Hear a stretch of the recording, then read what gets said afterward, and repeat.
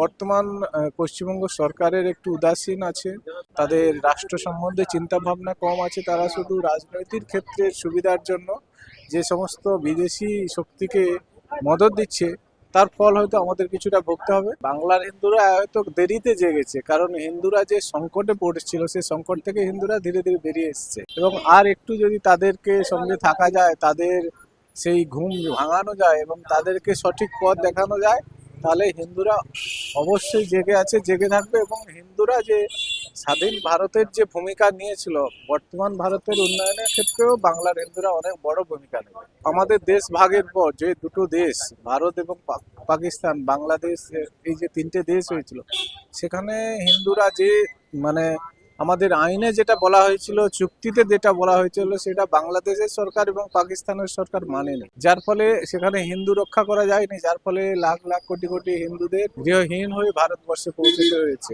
হয়তো ভবিষ্যতে সেটা অন্য কোনো রাজনৈতিক চিন্তাধারার বাতাবরণের চিন্তাধারা করা হবে, কিন্তু যেটা হচ্ছে সেটা ঠিক হচ্ছে না।